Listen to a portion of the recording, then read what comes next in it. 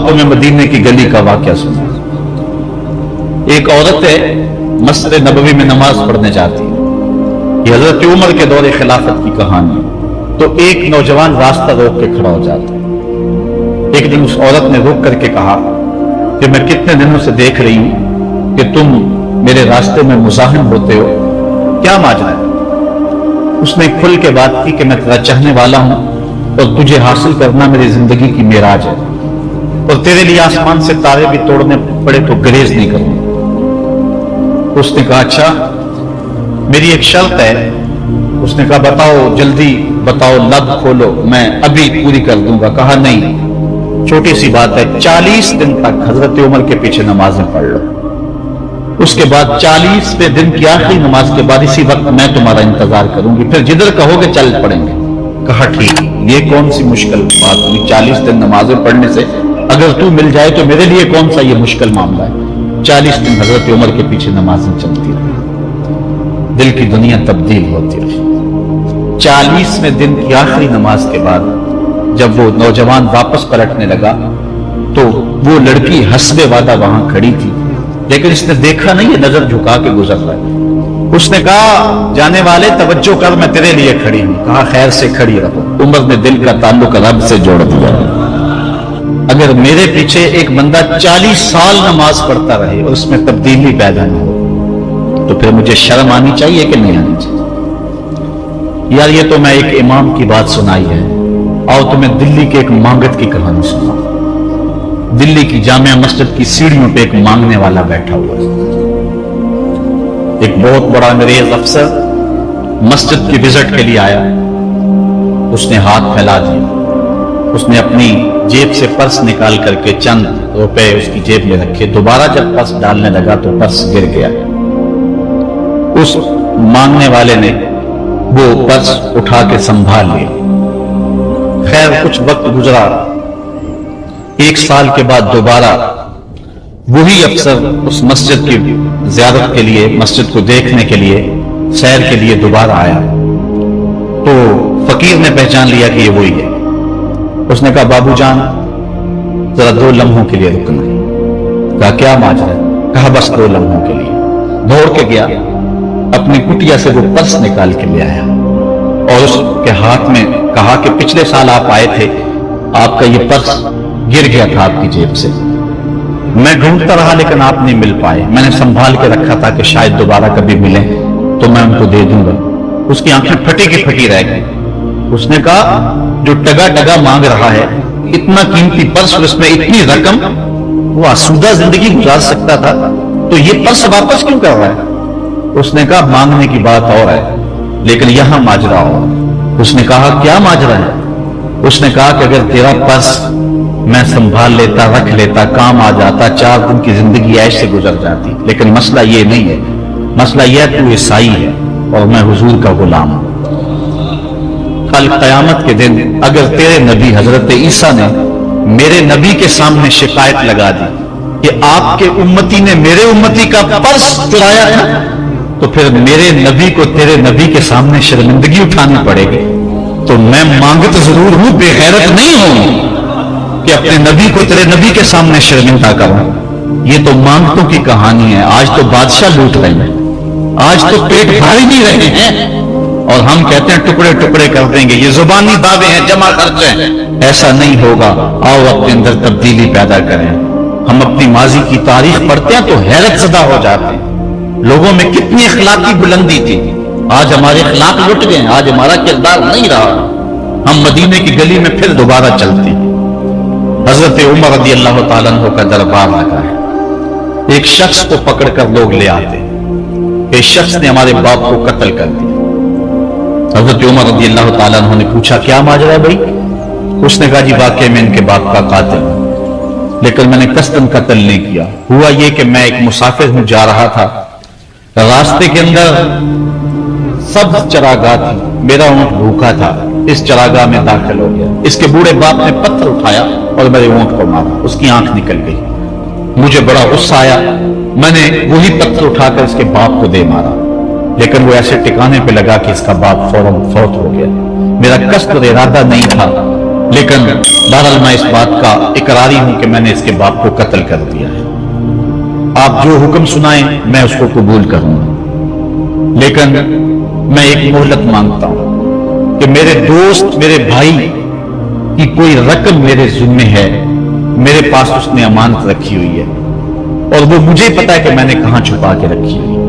اگر آپ فیصلہ کر دیتے اور میری گردن کاٹ دی جاتی ہے تو وہ امانت جو میں نے رکھی ہوئی ہے سنبھال کر کے میرے علاوہ کوئی جانتا بھی نہیں ہے تو وہ اس تک کون پہنچائے گا.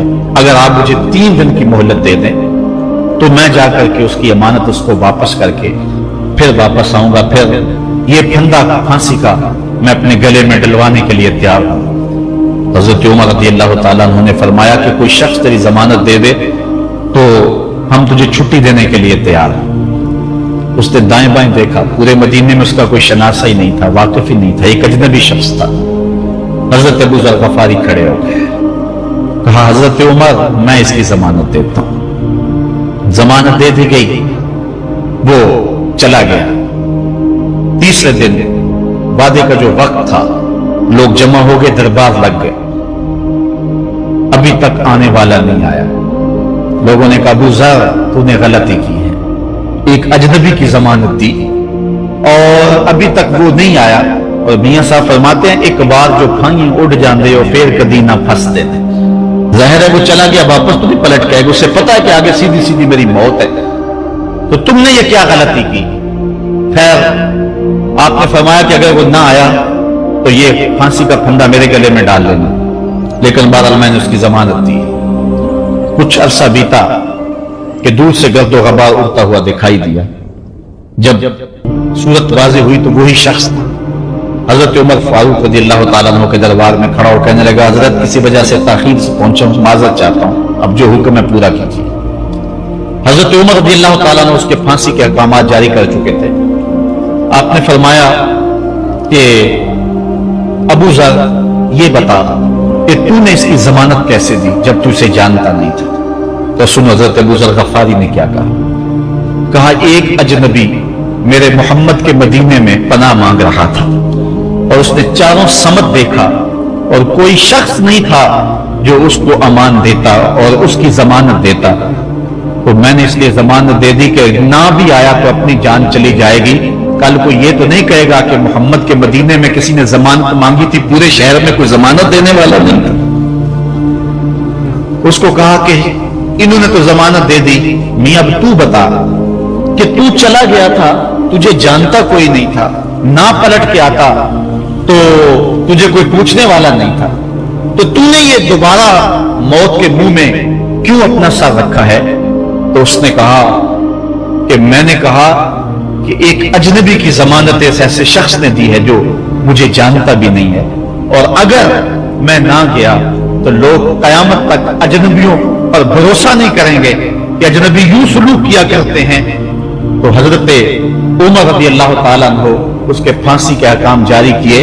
تو جن کے باپ کو قتل کیا تھا وہ بیٹے کھڑے ہو گئے، کہنے لگے تاریخ کی کالک ہم اپنے منہ پہ ملیں گے، ہم بھی اپنے باپ کے قاتل کو معاف کر دیتے ہیں. یہ ہماری تاریخ ہے، یہ ہماری کہانی ہے. لیکن آج ہم کس جگہ پہ کھڑے ہیں اور کیا ہماری صورتحال ہے؟ نہ ہمارا کردار رہا اور نہ ہمارا کوئی تشخص رہا. آج ہم نے اپنا تشخص بھی مٹا کے رکھ دیا، اپنے طرز زندگی بھی بدل دی. نہ ہماری باطن کی وہ روشنی رہی، نہ ظاہری وہ صورتیں رہی کہ ہم پہچانے جائیں کہ حضور کے غلام ہیں، بلکہ آج بھانت بھانت کی بولیاں بول رہے ہیں. اقبال نے کیا کہا تھا؟ اپنی ملت پر قیاس اقوام مغرب سے نہ کر، خاص ہے ترکیب میں تجھے قوم رسول ہاشم. بلکہ آج فیشن کے طور پہ یہ کہا جاتا ہے جی آج کل دین پہ چلنا بڑا مشکل ہے. یہ آپ بھی سنتے ہوں گے، لوگ کہتے ہیں جی آج کل دین پہ چلنا بڑا مشکل ہے. یہ کون کہہ رہا ہے؟ جو مسجد میں آتا ہے تو موسم کے مطابق گرم اور سرد پانی دستیاب ہے، اس کے لیے ماحول ہے، اس کے لیے خوبصورت قالین بچھے ہوئے ہیں، مخملی مسلے رکھے ہوئے ہیں. جو نرم اور گداز مسلوں پہ پیشانی رکھ کر کے سجدہ کرتا ہے وہ بطور فیشن کہہ رہا ہے جی آج کل دین پہ چلنا بڑا مشکل ہے. میں اس کے جواب میں کہا کرتا ہوں میاں تیرے لیے مشکل ہے یا کربلا والے حسین کے لیے مشکل تھا؟ انہوں نے تو نہیں کہا کہ دین پہ چلنا مشکل ہے. تیرے لیے مشکل ہے دین پہ چلنا یا حضرت بلال حبشی کے لیے مشکل تھا जिन्होंने तपती हुई रेत पे सजदे किए, गले में रस्सा डाल करके घसीटा गया और उन्हें पांव में जंजीरें डाल करके मक्के में खींचा गया, हाथों और पांव में मेखें ठोक दी गई, चक्की पसराई गई, लेकिन बिलाल है कि आगे मुस्कुरा रहे हैं। किसी ने गुजरते हुए कहा, बिलाल अजीब तमाशा है, अजीब कहानी है कि वो तुम्हें मार रहे हैं और तुम आगे से मुस्कुरा रहे हो। तो सुनो हजरत बिलाल ने क्या जवाब दिया। हजरत बिलाल फरमाने लगे, मियां तुम जाओ ना बाजार में मिट्टी का बर्तन भी खरीदने, तो उसको भी ठोंक बजा के देखते हो कहीं कच्चा तो नहीं है, इसकी आवाज तो खराब नहीं है। कहा तुम तो मिट्टी का प्याला भी खरीदो तो ठोंक बजा के देखते हो कहीं कच्चा तो नहीं है। मेरा मालिक मुझे खरीद रहा है, देख रहा है बिलाल कहीं कच्चा तो नहीं है। मैं कहता हूं मालिक खाल उधड़ भी जाएगी, हक हक की आवाजें खत्म नहीं होंगी। जख्म पे जख्म खा के जी, खून जिगर के घूंट पी, आह न कर लबों को सी, ये इश्क है दिल लगी। तो ये एक दीन गुरेजी है, ये अमल गुरेजी है। जी आजकल बड़ा मुश्किल है। पहली बात है मुश्किल हो भी तो हमारे पास कोई दूसरा ऑप्शन मौजूद नहीं है। हम उन लोगों की कहानियां भूल सकते हैं कि जिन्होंने इस दीन के रास्ते के अंदर दुख भी सहे, उनको टुकड़े भी कर दिया गया, उनको दो ऊंटों की पिछली टांगों से बांध करके दो टुकड़ों में बांट भी दिया गया, लोहे की कंगियों से बदन छेदे भी गए, हड्डियां तोड़ी भी गई, आग में डाला भी गया, जलते और खोलते तेल में फेंका गया, लेकिन उन्होंने रब का नाम नहीं छोड़ा, रसूल का नारा नहीं छोड़ा। और आज हम कहते हैं जी बड़ा मुश्किल है आजकल दीन पे चलना, और ये मौलवियों ने मुश्किल बनाई हुई है। यार दीन इतना भी मुश्किल नहीं है, ये कोई बात नहीं है। हम सर से लेकर पांव तक इस्लाम में दाखिल हो, ये हमारे रब का हमसे ये तकाजा, या अय्युहल्लज़ीना आमनू उदखुलू फिस्सिल्म काफ़ा, ऐ ईमान वालो दीन में पूरे पूरे दाखिल हो जाओ, पूरे पूरे दाखिल हो जाओ। तो हमारी वज़ाकता, अंदाज़े जिंदगी, तर्ज़े मुआशरत ये बताए कि तुम हुजूर के गुलाम। जो गैरों के तर्ज़े जिंदगी को अपना रहा है और उनको जो है वो पसंद कर रहा है, वो सोचे अपने अंदर उतरे और मत किसी के धोखे में रहे। मैं कहता हूं आज अगर कोई ये मैट्रिक पढ़े लड़के भी ये स्कूल खोल लेते हैं गली में मोहल्ले में, 200 बच्चे लेकर के बैठ जाते हैं और उनको भी एक बाकायदा यूनिफॉर्म देते हैं, इस तरह की टाई होगी, इस तरह की शर्ट होगी, इस तरह के बूट होंगे, गर्मियों में इस तरह का लिबास होगा, सर्दियों में इस तरह का लिबास होगा। कभी किसी ने नहीं कहा कि ये क्या कदगन लगाते हो, जिस तरह का बच्चा लिबास पहनना चाहे उसको आजादी होनी चाहिए, ये क्या तुमने एक खास लिबास को तयन कर दिया। कहते नहीं उनका निजाम है ना, एक स्कूल है और यूनिफॉर्म है उसका। यार एक प्राइमरी स्कूल का भी यूनिफॉर्म होता है, तो क्या मोहम्मद अरबी के दीन का कोई यूनिफॉर्म नहीं है। हुजूर अलैहिस्सलाम की जिंदगी, हुजूर अलैहिस्सलाम के शब रोज और हुजूर अलैहिस्सलाम का अंदाज़े मुआशरत, हुजूर की वज़ाकता, हुजूर का लिबास, ये अपनाओ और यही जिंदगी का हुस्न है। इस्लाम के हवाले से माज़रत खाना रवैया तर्क कर देना चाहिए हमें। और आज हमारे जो है वो मेहराबो मिंबर के जो वारिसान है उन्होंने भी मुसालत कर ली हुई है। ये कोई बात नहीं है, इस्लाम सिर्फ जुबान से इस्लाम कह देने का नाम नहीं है। चुन्नी गोएम मुसलमानम बलरजम के दानन मुश्किलाते ला इलाहा। जब मैं कहता हूं मैं मुसलमान हूं तो कांप जाता हूं, इसलिए कि ला इलाहा इल्लल्लाह के तकाजों को समझता हूं। जब बैत उक़बा सानिया हुई है तो हजरत असद बिन ज़रारा खड़े हो गए। जब सहाबा हुजूर से बैत करने लगे, 70 तादाद थी उनकी, तो हजरत असद बिन ज़रारा खज़रजी खड़े हो गए और उनको कहा कि अंसार, इनसे बैत करने से कबल सोच लो, यूं ही बेतवज्जगी में हाथ ना बढ़ा देना, बेखबरी में यूं ही ऐसे ही हाथ ना बढ़ा देना, पहले सोच लो। बैत करने का मकसद ये है तुम्हें जो है वो वक्त के जबर के साथ पूरे अरब के साथ टक्कर लेना होगी। जो भी कुफर के निजाम का हिस्सा है तुम उसके साथ टकराव करना होगा, और हत्ता कि तुम्हारी खाल भी उधेड़ दी जाएगी, सख्त तलवारों से तुम्हारे कलेजे चबाए जाएंगे। अगर तुम इसके लिए तैयार हो तो फिर आओ बैत करो। ये नहीं है कि बस तुम कह लो कि हम मुसलमान और बस काफी है, नहीं। चुम्मी गोए मुसलमानम बलरजम के दानम मुश्किलाते ला इलाहा। आज हमें इस समझ में आने की जरूरत है, इस अंदाज से देखने की जरूरत है कि हम सर से लेकर पांव तक इस्लाम के सांचे में आए। हमारे इस्लाम के हवाले से एक अहम पॉइंट जिस पर मैं आपकी तवज्जो दिलाना चाहता हूं वो ये है कि फराइज़ व वाजिबात को तरजीही बुनियादों पर रखें। आज बतौर मुस्लिम हमारा जो रवैया हो चुका है, हम मुस्तहब्बात और मुबाहात के पीछे पड़े हुए हैं और उसके मुकाबले में जो सुनन, फराइज और वाजिबात हैं उनकी परवाह छोड़ चुके हुए। दीन में कितने उमूर हैं जो सिर्फ मुबाह की हद तक है, कर लो तो ठीक, ना करो तो फिर भी ठीक, और कितने उमूर ऐसे हैं कि जो सिर्फ इस्तेहबाब के जुमरे में आते हैं। लेकिन हम कितनी चीजों को इस अंदाज से गले लगाए हुए हैं कि जिसका फर्ज हो, और इस्लाम के अहम फराइज और इस्लाम की अहम वाजिबात उनको हम तरक किए हुए। सारी रात हम महफिल में जाग लेंगे, फजर की नमाज नहीं पढ़ेंगे तो क्या फायदा होगा। हम हुजूर अलैहिस्सलाम के मिलाद पे झंडियां भी लगा लेंगे, सब कुछ कर लेंगे, लेकिन हुजूर अलैहिस्सलाम की सुन्नत सीरत को तर्क कर देंगे, तो बताओ कि इससे क्या हुजूर की रज़ा में हासिल हो जाएगी? हाँ, अगर फराइज की अदायगी के बाद इन कामों को करो तो ये तुम्हारे लिए बेहतरी का सामान है। और इस पर एक दो रिवायात आपके सामने रखूं। एक तरफ हुजूर अलैहिस्सलाम से महज मोहब्बत का दावा है, और एक हुजूर अलैहिस्सलाम के दिए हुए दीन को और हुजूर अलैहिस्सलाम के पैगाम को अपनाना है। बल्कि एक तरफ अपनी तरफ से इज़हार मोहब्बत हो, वो सच्चाई हो, और दूसरी तरफ हुजूर का हुक्म हो, तो हुक्म तरजीह पा जाएगा। हजरत अब्दुल्लाह इब्न रवाहा रज़ियल्लाहु ताला अन्हु, ये हुजूर अलैहिस्सलाम के दरबारी शायर हैं। वैसे तो 34 से 35 लोग हुजूर अलैहिस्सलाम की बाकायदा नात खानी करते थे। वैसे तो हर सहाबा हुजूर का नात खां था, लेकिन ये बाकायदा हुजूर की सना किया करते थे। लेकिन 3 असहाब जो हैं ये खास तौर पे हुजूर अलैहिस्सलाम के दरबारी नात खां कहलाते हैं। हजरत काब बिन ज़ुहैर, हजरत हसन बिन साबित और हजरत अब्दुल्लाह इब्न रवाहा रज़ियल्लाहु ताला अन्हु। हजरत अब्दुल्लाह इब्न रवाहा को हुजूर ने हुक्म दिया कि सुबह फजर की नमाज के बाद ही तुम लोगों को लेकर के फलां जंग के लिए निकल जाना। अब ये बात समझ में यहां आ रही है कि हुजूर अलैहिस्सलाम के नात खां सिर्फ नात खां ही नहीं थे, वो मुजाहिद भी थे, वो तलवार भी उठाते थे, वो जंगें भी किया करते थे। और हजरत अब्दुल्लाह इब्न रवाहा जिनका ये मैं तज़किरा कर रहा हूं, ये जंगे मूता के अंदर इनकी शहादत हुई है। यानी ये नहीं है कि सिर्फ जुबानी दावा और जो है वो अमल नहीं है। हुजूर अलैहिस्सलाम की हुर्मत पे हमला हो और मैदान के अंदर कोई शख्स ना आए और स्टेज के ऊपर जितने मर्जी दावे करता रहे, उसके दावे कबूल नहीं होंगे। तो अब हजरत अब्दुल्लाह इब्न रवाहा रज़ियल्लाहु ताला अन्हु का अमल देखिए, नात खां भी है और मुजाहिद भी है। हुजूर ने फरमाया अब्दुल्लाह इब्न रवाहा इन लोगों को लेकर सुबह चले जाना। हजरत अब्दुल्लाह इब्न रवाहा के पास तेज रफ्तार घोड़ा था। आपने सब लोगों को सुबह रुखसत कर दिया, लेकिन खुद रुक गए, इसलिए कि दिन था जुमे का। सोचा कि दोबारा पता नहीं हुजूर से मुलाकात हो ना हो, जंग पे जा रहे हैं, हालात क्या हो, इसलिए मैं बाद में तेज रफ्तार घोड़े से उन लोगों के साथ मिल जाऊंगा, रुक जाता हूं थोड़ी देर, हुजूर के पीछे जुमातुल मुबारक की नमाज अदा कर लेता हूं, ये इजाजत भी मिल जाए और वो हुक्म था वो भी पूरा हो जाए। तो हजरत अब्दुल्लाह इब्न रवाहा रज़ियल्लाहु ताला अन्हु ने नमाज जुमा अदा की। हुजूर अलैहिस्सलाम ने फरमाया, ए अब्दुल्लाह बिन रवाहा, मैंने तुम्हें हुक्म दिया था कि सुबह तुम चले जाना, लेकिन तुम यहां मौजूद हो।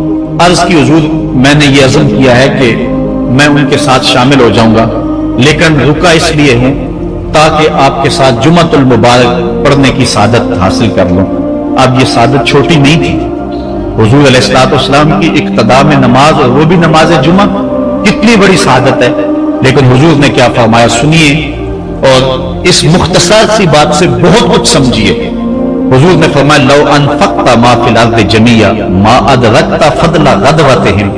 ऐ इब्न रवाहा, अगर तू ज़कात उसके ज़िमन में अगर जो है वो मोहब्बत के मज़ाहिर भी सामने आ जाएं तो उसमें कोई कबाहत नहीं है। और उस पर रिवायत हज़रत अब्दुल्लाह बिन कुराद रज़ियल्लाहु ताला अन्हु से, और ये सही बुखारी में मौजूद है कि आका करीम अलैहिस्सलाम ने वुजू फरमाया, और वुजू का पानी जमीन पर सहाबा गिरने नहीं देते, अपने मुंह पे और अपने चेहरों पे मल लेते हैं। तो आका करीम अलैहिस्सलाम ने फरमाया, मा यहमिलुकुम अला हाज़ा, सहाबा तुम्हें इस बात पर किस शय ने उभारा है, मेरे वुजू के पानी को जो तुम जमीन पर नहीं गिरने देते, तो इसका सबब क्या है?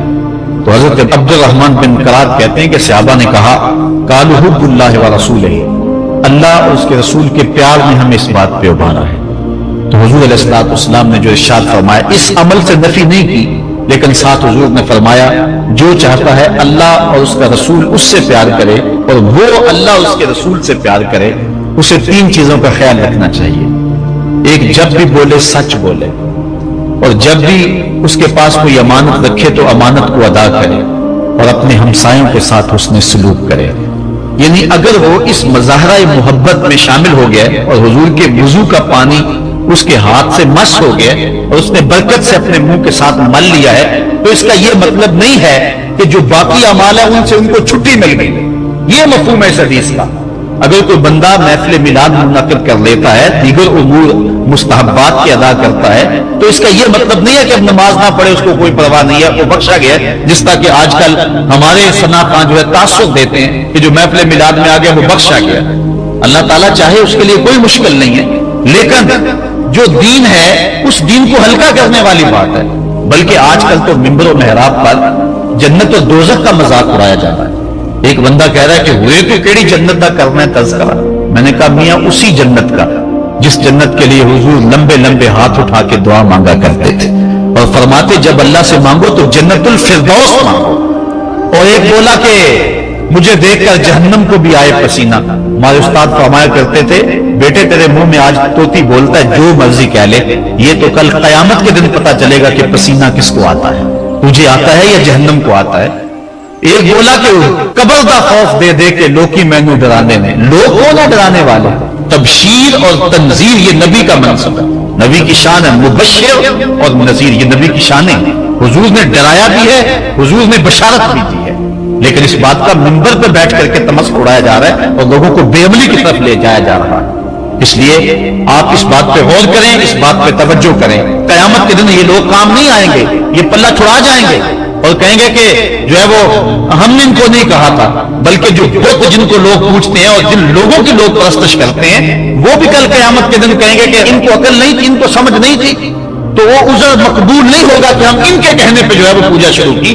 اس لیے اگر کوئی شخص تمہیں عمل سے بے رغبت کرنا چاہتا ہے اور تبشیر و تنذیر کو تمہاری نظر میں ہلکا کر دینا چاہتا ہے اور تم اس کے اس انداز سے عبادت کو ہلکا سمجھنے لگ جاتے ہو، تو کل قیامت کے دن کوئی عذر مسموع نہیں ہوگا. اللہ نے عقل دی. انسان کا خسارہ کیا ہے؟ کہا قسم محبوب تیرے زمانے کی کہ بے شک انسان خسارے میں.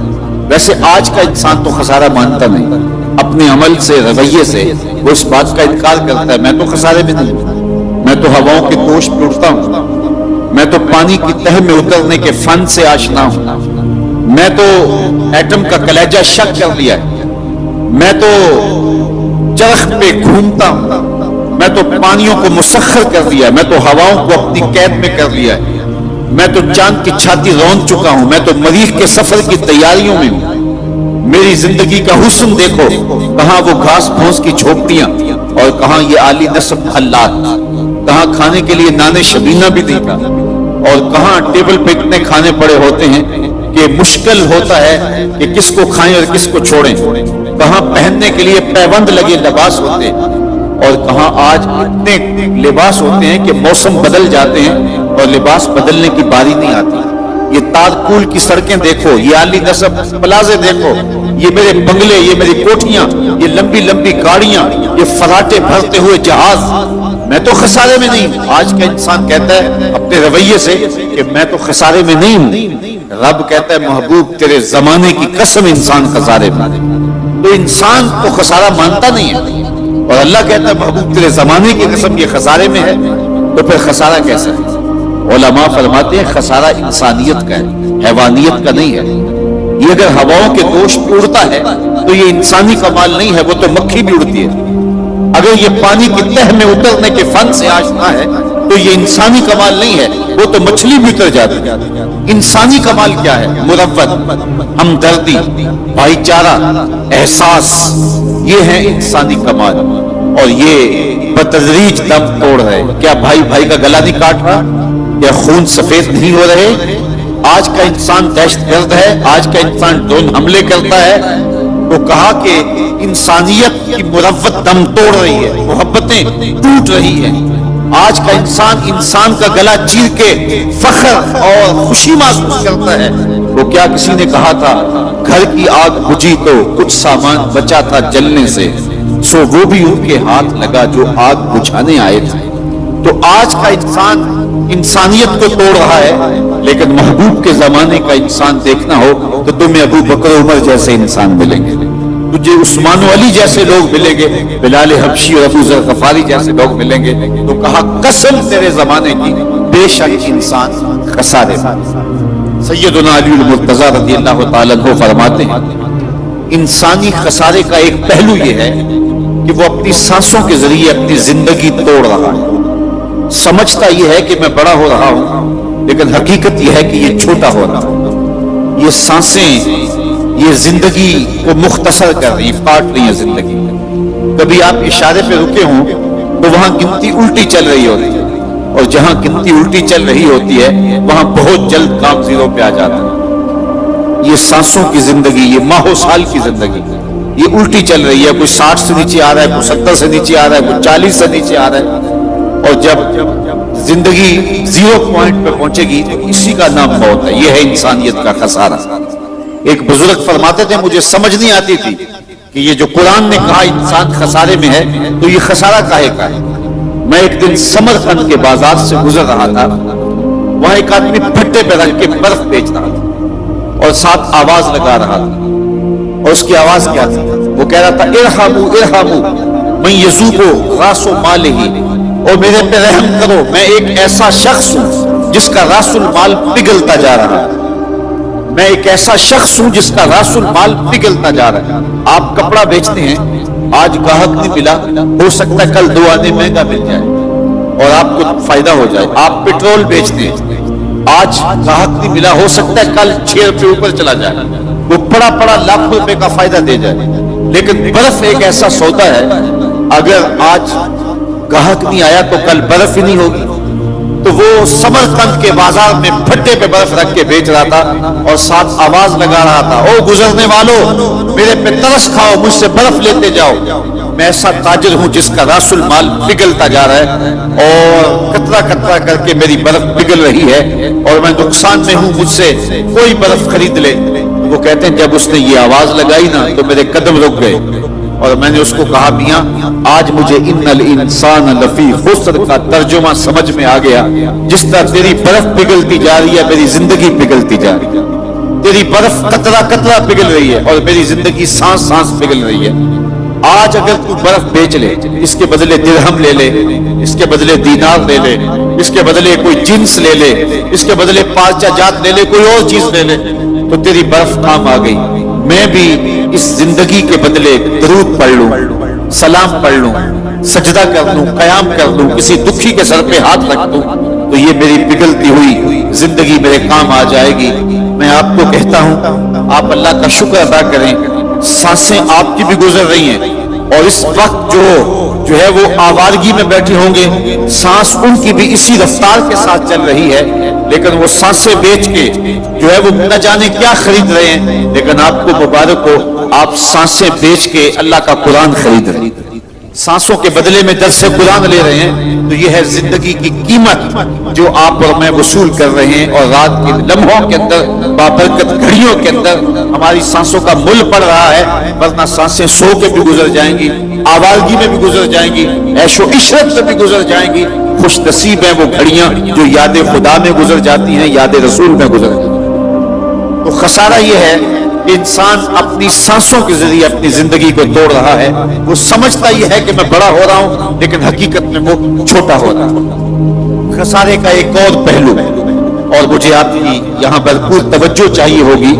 یہ بڑا لطیف پہلو ہے اور آپ کی اگر توجہ ہوگی تو یہ پہلو آپ کو بڑا لطف بھی دے گا.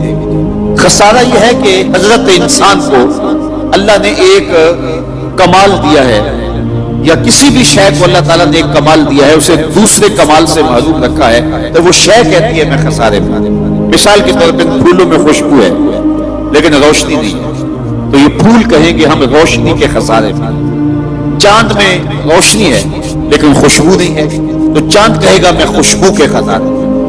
بلبل کہے گی میری آواز میں تو جادو ہے لیکن میرے پنجوں میں زور نہیں. شیر کہتا ہے میرے پنجوں میں زور ہے لیکن میں اڑنا نہیں جانتا. مور کہتا ہے میرے پروں میں حسن ہے لیکن میرے پاؤں بدصورت ہے. تو ہر شے کسی نہ کسی طرح خسارے میں. انسانوں کو دیکھ لیں، ایک بچے سے پوچھ لیں، بچہ کہتا ہے میرے پاس بچپنے کی معصومیت تو ہے لیکن کیا کروں کہ جوانی کا زور نہیں، لہذا میں اس خسارے میں. ایک جوان سے پوچھیں، وہ کہتا ہے جوانی کا پن تو ہے، بڑھاپے کے تجربے نہیں. ایک بوڑھے سے پوچھیں، وہ کہتا ہے بڑھاپے کے تجربے تو قطار اندر قطار ہیں لیکن کیا کروں بچپنے والی موج نہیں رہی. وہ اپنی خوشی سے جانا، وہ اپنی خوشی سے آنا. اقبال کہتا ہے جنبش زنجیر در سے لطف آتا تھا مجھے، کوئی کنڈی بھی ہلا دیتا تھا تو اس سے بھی مزہ لے لیتے تھے. آج تو نغمے بھی نہیں نہ بہلاتے، اس وقت ہلتی ہوئی کنڈی سے بھی مزہ لے لیتے تھے، آج محل بنا کر بھی تسکین نہیں ملتی۔ کیسا زمانہ تھا جب گلی میں کوئی ریت پھینک جاتا تو ہولے سے جو ہے وہ ریت میں پاؤں رکھ کے اس کے اوپر ریت تھپک لینا، پھر پاؤں نکال لینا، اور اگر وہ گھروندا بچ جاتا تو اتنی خوشی ہوتی۔ آج بنگلہ بنا کر بھی وہ خوشی نہیں ہوتی جو بچپنے میں وہ گھروندا بنا کر ہوتی تھی۔ وہ کیا کسی نے کہا کہ آج دنیا چاند پہ جانے کے لیے بے چین ہے؟ کیسا زمانہ تھا کہ بچپن میں جب ہم خود ہی چاند ہوا کرتے تھے، اپنے جل جانے کا بھی احساس نہیں تھا، جلتے ہوئے شعلوں کو چھیڑا کرتے تھے۔ اب تو ایک آنسو بھی باعث رسوائی ہے، بچپن میں جی بھر کے رویا کرتے تھے۔ وہ کیسا زمانہ تھا، وہ کیسی گھڑیاں تھی، روٹھ جاتے تو منانے کے لیے کیا ہوا کرتے تھے لوگ، وہ کیا مزے تھے۔ کسی نے کہا یہ دولت بھی لے لو، یہ شہرت بھی لے لو، بھلے چھین لو مجھ سے میری جوانی، مگر مجھ کو لوٹا دو بچپن کا ساون، وہ کاغذ کی کشتی، وہ بارش کا پانی۔ تو ایک بوڑھے سے پوچھے، وہ کہتا ہے بڑھاپے کے تجربے تو ہیں لیکن بچپنے کی موج نہیں رہی، وہ کاغذ کے جہاز اور وہ کاغذ کی کشتیاں، وہ زمانہ بچپن کا، لہٰذا میں اس خسارے میں آ گیا ہوں کہ وہ بچپن کی موج نہیں رہی، وہ حسن نہیں رہا۔ ایک عالم سے پوچھیں، وہ کہتا ہے علم کا نور تو ہے لیکن سحر کی سسکیاں نہیں ہیں۔ ایک شب زندہ دار سے پوچھیں، وہ کہتا ہے سحری کا رونا تو ہے لیکن علم کا جمال نہیں ہے۔ تو ہر شے کسی نہ کسی خسارے میں ہے، کسی کو خوشبو کا خسارہ، کسی کو روشنی کا خسارہ، کسی کو جوانی کا خسارہ، کسی کو معصومیت کا خسارہ۔ لیکن اگر تمہیں شوق آ جائے کسی ایسی ذات سے ملنے کا جس میں کوئی خسارہ نہ ہو، حسن کی ساری شوخیاں اور جمال کے سارے کرینے ایک پیکر میں ڈھونڈنا چاہتے ہو، تو رب کہتا ہے آؤ مدینے کی گلی میں آ جاؤ، میں نے ایک ذات محمد عربی کی ایسی بنائی ہے جس میں کوئی خسارہ رکھا ہی نہیں۔ اس نے یوسف دم عیسیٰ ید بیضا داری، آنچ خوباں ہما دارت تو تنہا داری۔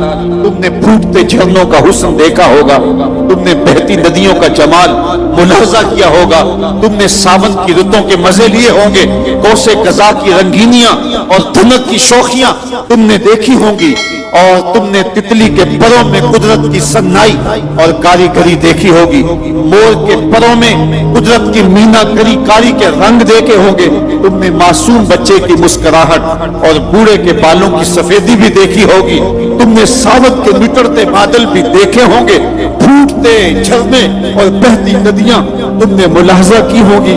لیکن یہ سارے حسن اور سارے جمال ایک جگہ میں مجتمع دیکھنا چاہتے ہو، تو رب کہتا ہے وہ میں نے ایک ہی ذات محمد عربی کی بنا دی۔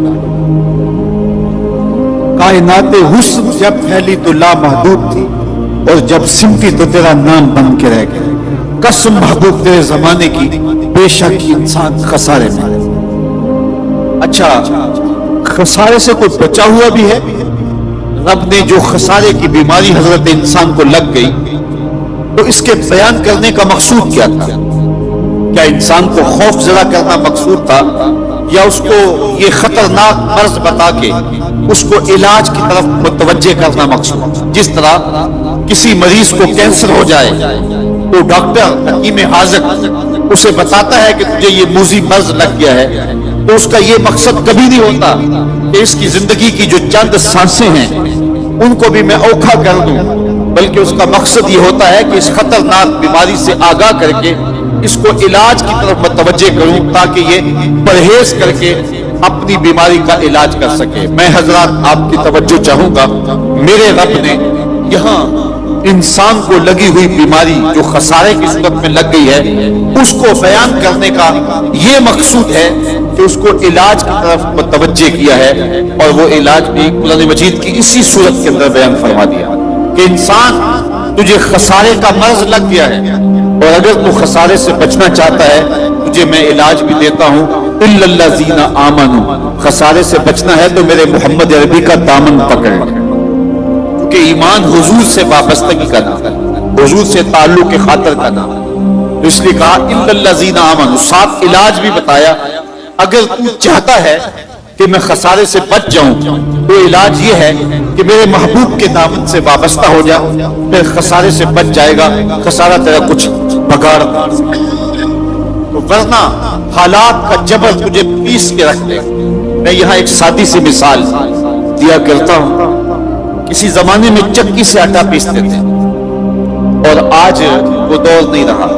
चक्की के दो पत्थर होते हैं, एक नीचे वाला साकिन व जामद और ऊपर वाला मुतहर्रिक। दरमियान में खाली जगह होती है जहां किल्ली लगी हुई होती है और उसमें दाने डालते हैं, हमारे इलाके में उसे गाला कहते हैं, और फिर चक्की को घुमाते हैं। तो जो दाने उन पत्थरों के नीचे आ जाते हैं वो पिस जाते हैं और जो किल्ली के साथ जुड़ जाते हैं वो बच जाते हैं। रब कहता है महबूब तेरे जमाने की कसम, बेशक इंसान खसारे में है, बचेगा वही जो तेरे दामन से जुड़ के रहे। वो खसारे से बचना चाहो तो हुजूर के दामन से वाबस्तगी इख्तियार करना होगी। दुनिया के ऊपर कितने लोग आए और चले गए, खसारे से अपने आप को बचा ना पाए, लेकिन जो भी मेरे हुजूर के दामन से वाबस्ता हो गए वो खसारे